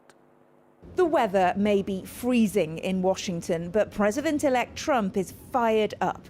He said that he's preparing more than 100 executive orders for his first day in office in a show of force that will set the tone for the next 4 years. Many are likely to reflect his pledges to bolster immigration enforcement and improve border security. And in major metropolitan areas, immigration raids could begin almost immediately as he follows through on campaign promises to deport undocumented migrants. And those jailed for their part in the January 6th attack on the US Capitol will be awaiting word of potential pardons from the new president. And world leaders will be watching to see if he begins executing his plans for tariffs, land grabs, and ending wars. His inauguration ceremony will begin at 12 p.m. local time, but instead of the traditional ceremony on the steps of the US Capitol, it will take place inside the Capitol building because of these cold temperatures here in Washington. The guests include some of the richest and most powerful people in the world. Every living former president is set to witness Donald Trump's return to power. But some prominent Democrats, including former First Lady Michelle Obama and former House Speaker Nancy Pelosi, are opting out. 3 of the world's wealthiest men will be there. Elon Musk, Mark Zuckerberg and Jeff Bezos are expected to be among the major tech executives there, along with the chief executive of the imperiled social media app TikTok. President-elect Trump invited Chinese President Xi Jinping, but the country's vice president will attend on his behalf. Several world leaders who share Mr. Trump's ideology may also be there, including Argentina's right-wing populist president Javier Milei and Italy's Giorgia Meloni. Representatives from key US allies in the Asia-Pacific region will also be attending, including the foreign ministers of India, Australia and Japan. From punitive trade tariffs to mass deportations and ending wars, Donald Trump has promised a lot for his second term, and in a few hours we'll know just how much of this is set to happen on day one. Kate Fisher, NDTV, Washington. Well, Donald Trump's disruptive style has often redefined global diplomacy, whether it is threatening to make Canada the 51st state of the US or proposing tariffs or his America First agenda. For India, the stakes are high. While Prime Minister Modi's personal rapport with Trump has bolstered ties, challenges still persist. With the US being India's largest trading partner, concerns over tariffs, H-1B visa restrictions and undocumented Indians loom large. At the same time, strategic collaboration through the Quad and cutting-edge tech initiatives like semiconductors and AI hold immense potential.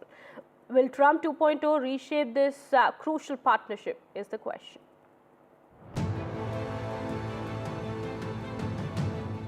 Donald Trump has never shied away from his disruptive approach. His sharp rhetoric and unconventional policies have often kept allies and adversaries guessing. From threatening to make Canada the 51st state of the United States to proposing tariffs on Denmark over Greenland, his tactics are anything but traditional. But what does this mean for India? India, under Prime Minister Narendra Modi, has cultivated a personal rapport with Trump. From Ahmedabad's Namaste Trump extravaganza to New York's Howdy Modi, these high-profile events showcased an unprecedented bonhomie. But is personal rapport enough to cement stronger bilateral ties?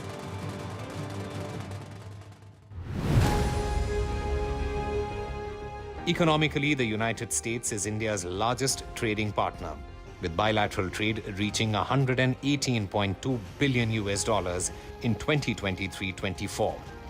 But Trump's focus on America First could complicate matters.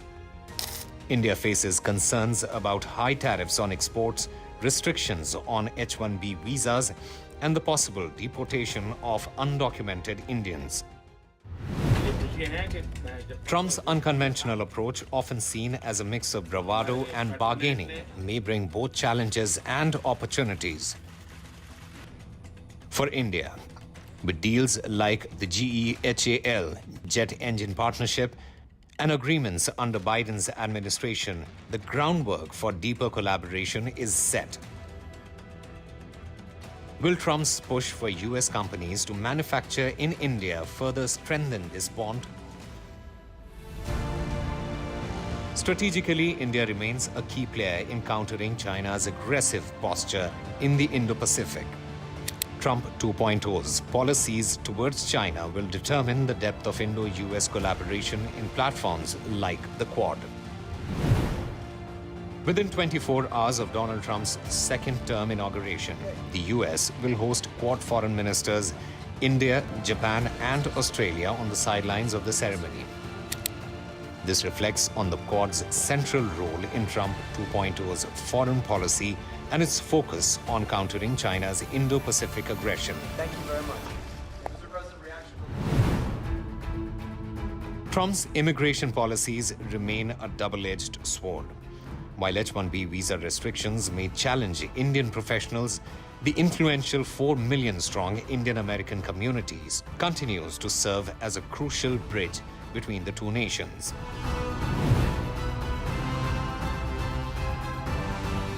Technology collaboration is another frontier.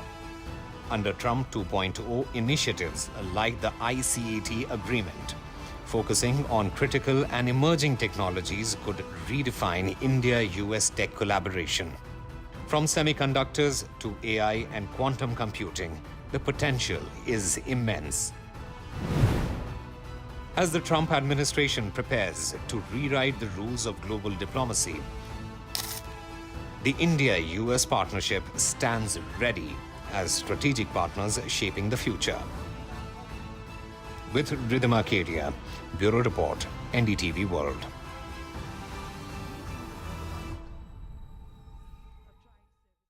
External Affairs Minister S. Shankar has said that the inauguration of US President Donald Trump, which he will attend, could have profound consequences for the global order, spelling out some of the challenges and opportunities India could face over the next 4 years.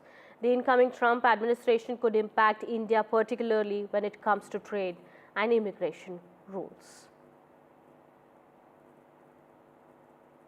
And what's happening in the crypto world just ahead of Donald Trump's inauguration? Well, it is Donald Trump versus Melania Trump here as well. Sakshi Bajaj explains. Ahead of Donald Trump's inauguration, it is the war of meme coins between US President-elect Donald Trump and his wife Melania Trump. Donald Trump's meme coin saw a rapid rise before crashing over 50% after the launch of Melania Trump's Melania coin. The crypto world was rocked this weekend as Donald Trump's official meme coin made a grand debut ahead of his inauguration, briefly soaring in value before crashing spectacularly. Now, Melania Trump, the incoming First Lady, introduced her own meme coin, Melania. And of course, this new coin caused a temporary 50% decline in value of her husband's Trump meme coin. Trump's coin skyrocketed upon its debut, reaching a staggering over 15 billion, nearly 15 billion in market value, making it one of the top 20 cryptocurrencies. However, the excitement has been short-lived. Melania's coin debut had an immediate impact on the value of Trump's meme coin. Now, analysts believe meme coins' euphoria, as the euphoria meme coins will be short-lived altogether due to the lack of fundamentals and use cases at the moment. All right, our extensive coverage continues on Trump's inauguration, and we'll get you more updates. Meanwhile, some more news that we're tracking at the moment. An Indian student from Hyderabad, Teja Ravi, has been shot dead in Washington, D.C. He has been reportedly shot dead at a gas station, we are learning. He had gone to the US in 2022 to pursue his master's degree and was actively looking for a job when he was shot dead. Well, that's the latest that we're picking up at the moment. My colleague Uma Sudhir also joins us on the broadcast. She's getting us more details about this case. Uma, what more details have we been able to access?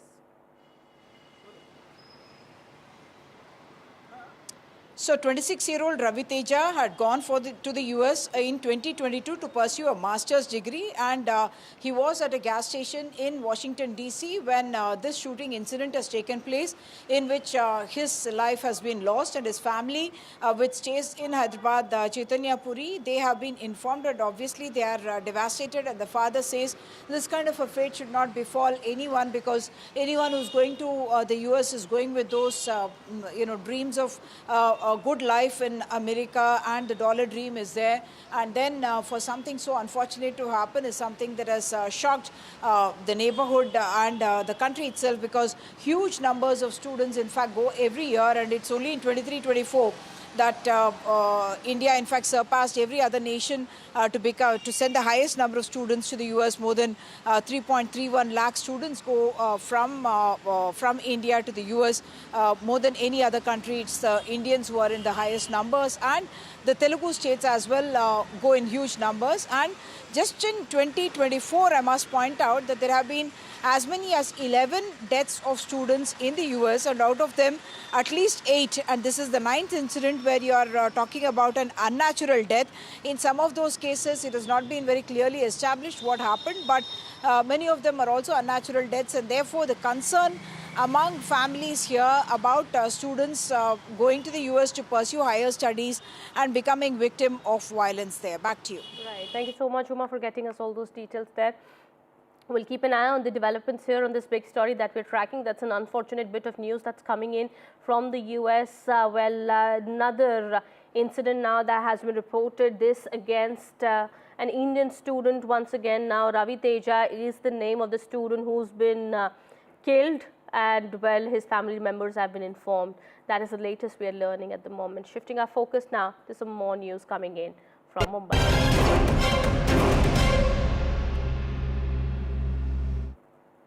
In Bollywood actor Saif Ali Khan's stabbing case, the suspect is expected to be taken to the residence of the actor in Bandra to recreate the crime scene. More details of the crime have emerged.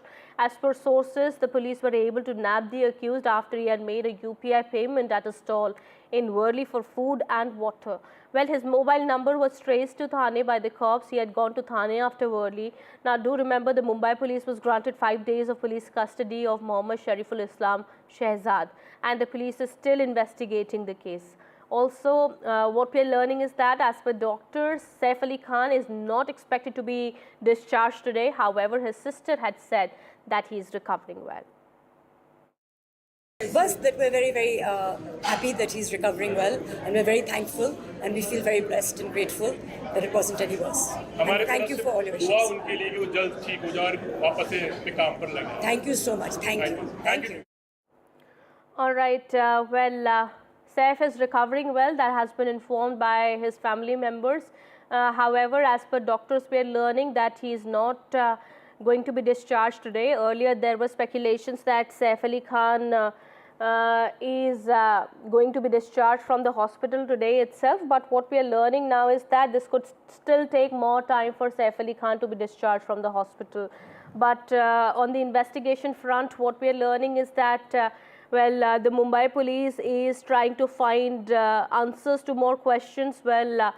They want to know if there was the intent of the attacker was only robbery, or whether there was more to it.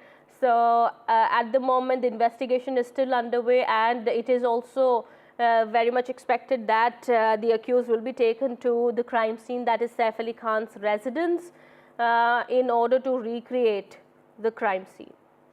My colleague Anuj is now joining us on the broadcast. He is at Saif Ali Khan's residence. Anuj, any more updates that have come in as to when the crime scene is likely to be recreated by the cops and when the accused is expected to be taken? About 40 minutes ago, we saw Kareena Kapoor entered this house from a different gate. This is, of course, the gate from the forward side, which is on the side of the road. But Kareena Kapoor Khan entered from the other side. And this is the first time that she has come to the house, because as she said earlier, after this entire incident took place, she was at her sister, that is Karishma Kapoor's house, who also stays here in Bandra. But as far as the time of the recreation of the particular event is concerned, that hasn't been confirmed yet. Of course, the police have stated that they will be doing it very soon, but they haven't really zeroed down on the time or even the date on when they'll be doing it. Of course, the police custody, which was given up until the 24th of January, 4 days are remaining now for it, and there are multiple aspects that the police is looking at this particular moment. But one interesting thing that we need to look out for is that this particular crime took place at at night, when between 1:33 a.m. till 2:20 a.m. So there's a high possibility that the police might even want to recreate the scene at that particular point of time, either tonight or tomorrow night. So yeah, that remains to be seen on when exactly is it that the police is trying to recreate the scene, to get a very close or a very good idea about how exactly would the scene have kind of shown up when the accused here made his way through to this particular building.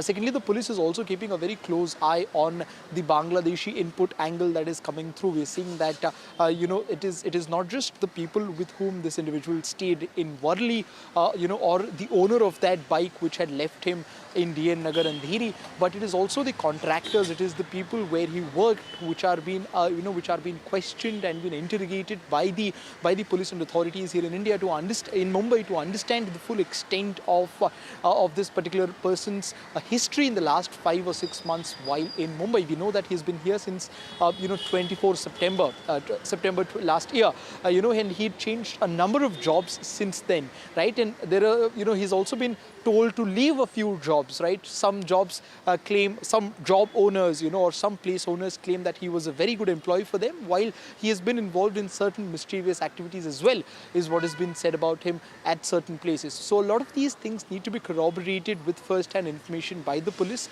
But at the moment, we're all waiting for an update from the police officials on when exactly is this crime recreation, expected to happen, which again, in all likeliness, might as well happen, during the time, during midnight, to get, the perfect idea about the actual incidents that took place on the 16th of January. All right, let me go across to Abira also, who joins us from outside the Lilavati hospital.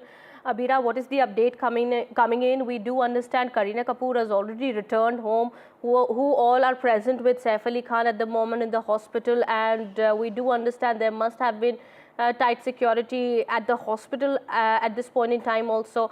What is the update about his health also, if you could tell us?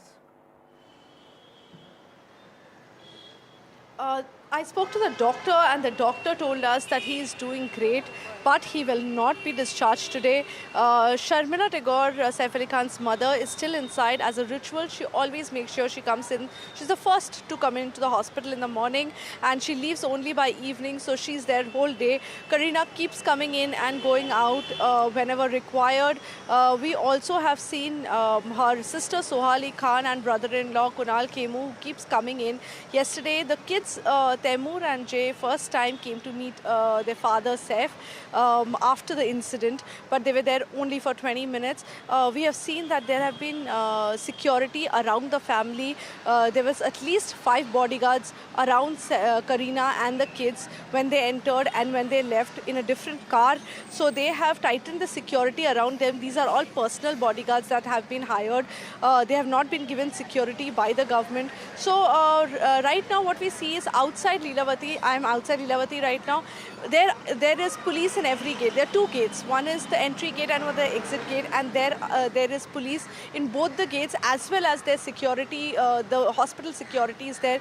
Every car that goes inside is asked and checked before it goes inside as to why they are here and why they are coming to the hospital. Media is not allowed to cross the gate and come inside. We are all standing outside and waiting for the doctors to give us a report, because the doctor told me that about the discharge, that they are not sure about it yet, but whenever they come to a conclusion that they are ready to discharge him, they will give a formal statement regarding the discharge. All right, thank you so much, Abira, for getting us all those details there. And Anuj also will come back to you later for more on that. Meanwhile, that's the latest that we're picking up at the moment. We're shifting our focus to news coming in from the national capital now.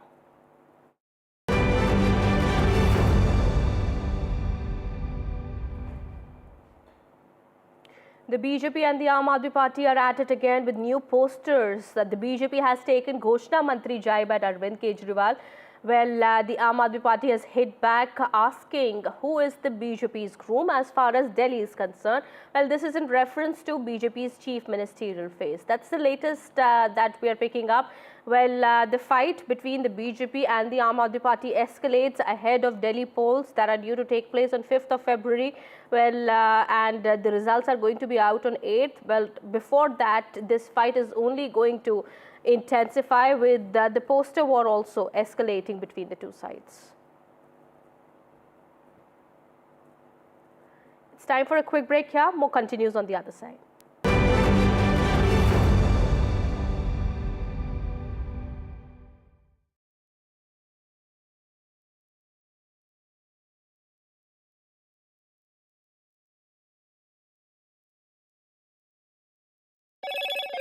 Hello, Moto.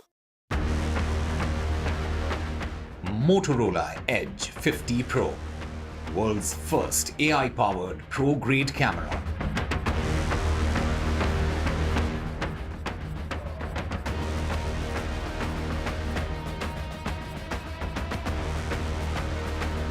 Prime Minister Modi has tweeted saying today is a great day for Indian Kho-Kho. Incredibly proud of Indian men's Kho-Kho team for winning the Kho-Kho World Cup title.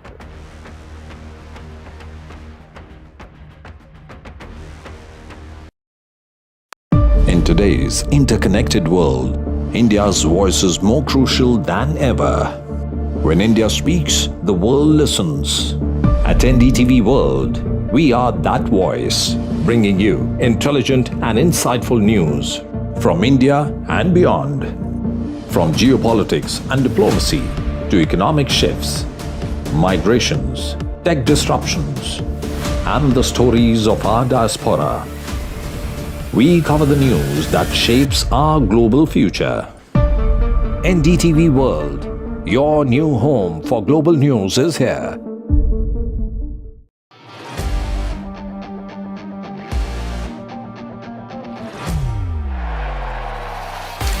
All set for Trump 2.0. Countdown to January 20th.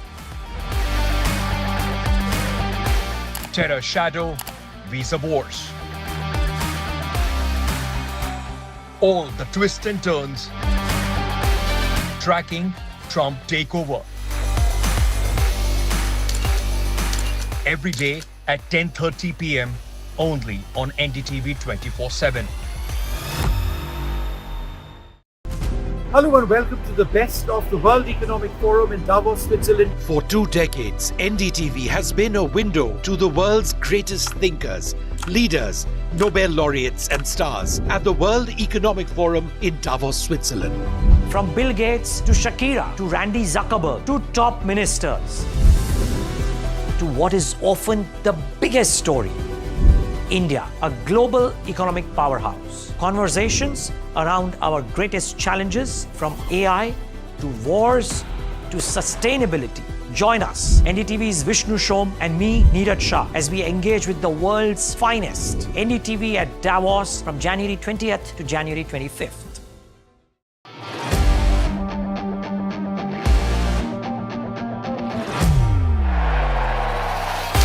All set for Trump 2.0. Countdown to January 20th. Terror shadow, visa wars. All the twists and turns. Tracking Trump takeover. Every day at 10:30 p.m. only on NDTV 24/7.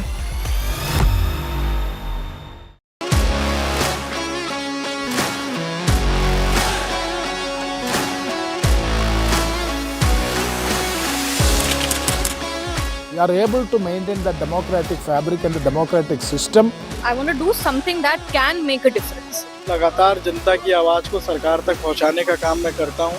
I was a student up until very recently. I really want to work and do something for my people because they have given me this opportunity. They have elected me. सोचा नहीं था कि राज्यसभा सांसद बनूंगी.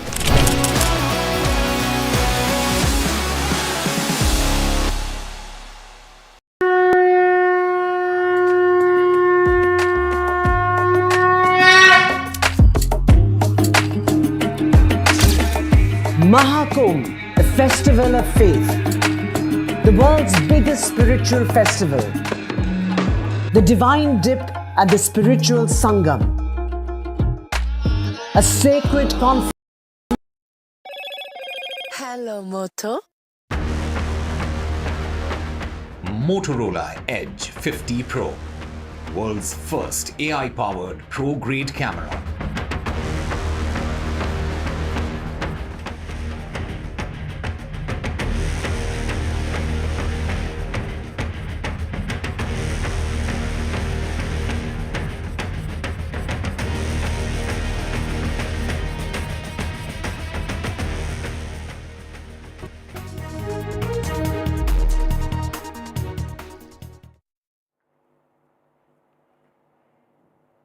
Welcome back after the break. The sentencing of Sanjay Roy, the convict in the RG Medical Hospital rape and murder case, is expected in some time. A Kolkata court will at 2:45 p.m. pronounce the quantum of punishment for Sanjay Roy.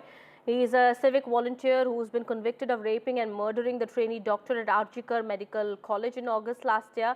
While the family of the victim has continued to claim that there were more people involved, they have repeatedly said this, that it couldn't have been one person's job. The mother of the woman doctor had said that the case is not complete. It will only be completed after the others who were involved in killing our doctor are punished.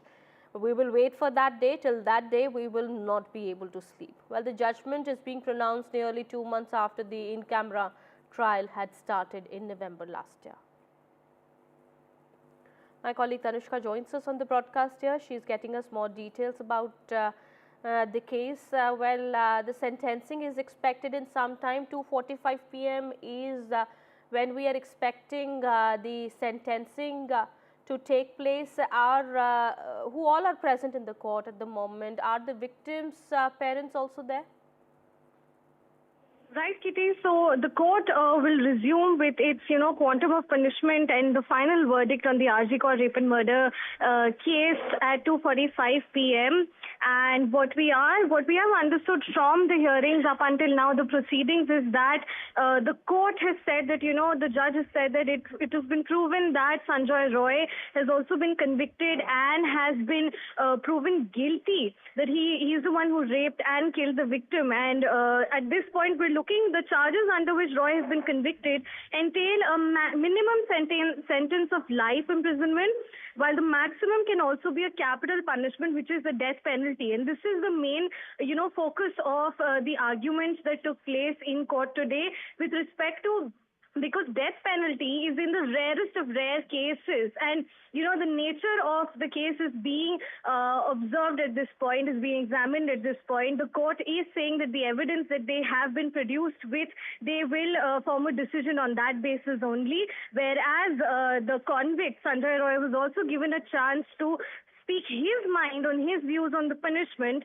and he said that he's being falsely implicated and he's being framed, something that is also being echoed by the parents of the deceased, who are also saying that they believe that more people are involved in this. Both the mother and the father of the deceased say that they have faith in the judiciary, and whatever decision will be taken by the court of law, they will, be accepted. However, they also mention that they believe that there are more people behind this, and until and unless those people are also brought to the light, they will not give up on their protest for the loss of their life of their daughter.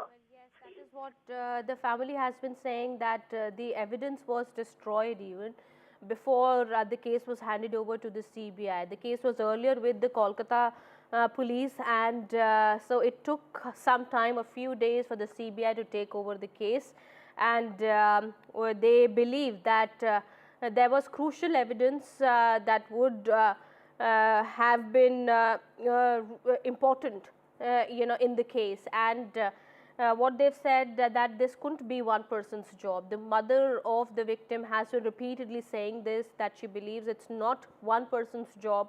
There could have been other people involved. Well, the accused also, remember, in the court has been saying that he's been framed, and it's not his doing. There were other people who were involved here in the rape and murder of the trainee doctor. Is it possible? Well, this is the Sessions Court. We do understand the Selda Court, where the quantum of punishment is to be announced. The court is expected to announce that in just a few minutes from now. That is what we are learning, Tanushka. But this is not an end to the investigation. The family could demand, as per what they're saying, the statements that we're going through of the father and the mother, they could demand a revisit to the investigation. Tanushka, is there a possibility of that? Right, that seems, pretty unlikely at this point, because while the parents are maintaining that they do feel there may be other people involved, and they have their own set of allegations with respect to the evidences as well. The CBI did take over the case 15 days after, and they were handed over the case 15 days after the incident. So the CBI also had mentioned right in their preliminary reports that the crime scene was definitely not the same anymore. However, the possibility of them reaching out again with respect to the case is unclear at this point, as they've also said that whatever decision will be taken by the courts, they will be, happy by that. And in the arguments that took place in the court, the prosecution has said that there, a category of cases where death penalty can be given, and it is the rarest of rare category, and they believe that this case deserves to fall under the rarest of rare category, as the doctor was there at the government hospital, which is where this happened with her. So, and also that Sanjay Roy has already been found guilty, even though he pleads not guilty, which is where the defense says that a death sentence is given when all doors are closed. There has to be evidence on record on zero scope of reformation. So there were also arguments on the scope of reformation with respect to Sanjay Roy, whether or not there is a possibility that, he can be sent to reform or rehabilitation instead of being sentenced to death or a life imprisonment. So we are yet to, of course, understand what sort of a verdict does the Sessions Court take in this case, which, remember, happened in August last year. Absolutely. Well, this is the Sessions Court, but there is, of course, always an option with the accused also, and we do understand the victims' parents also have been saying so far that they are not really convinced with the investigation that took place because the evidence was somehow destroyed before the CBI could take over. But yes, the latest statements that have come in from the family members, as per that, they do believe to be saying that they are going to accept whatever the court's verdict is. But there is always an option with the accused also to appeal with the higher courts, but whether that happens or not, that remains to be seen. But the Kolkata court here, the Sessions Court, is going to be delivering the quantum of punishment at 2:45 p.m. That is just a few minutes from now. The accused Sanjay Roy has pleaded innocence. He's been saying that he's been framed, but what option does he have now? At the moment, it doesn't look like he has much of an option, because the quantum of punishment is going to be announced. There is a possibility that the court could give him minimum punishment, that is life imprisonment, or the maximum is the death penalty.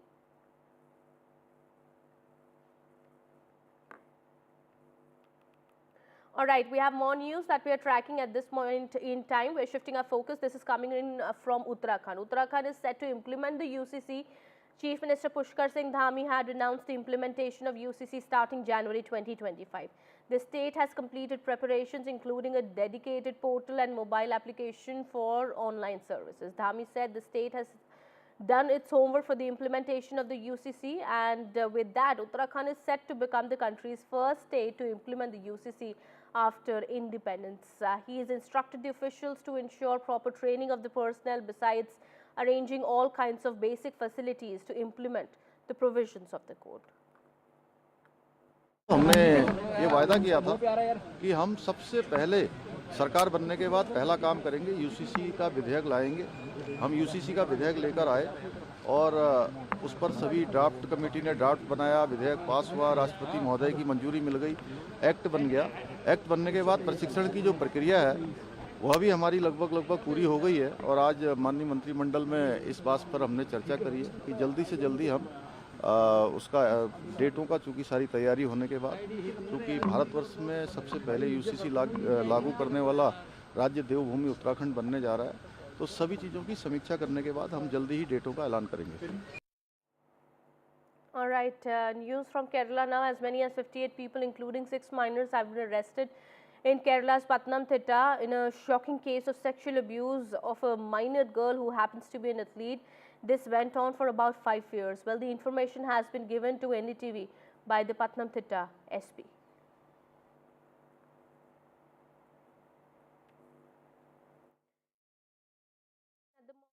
Well, my colleague Uma Sudhir also gets us more on that.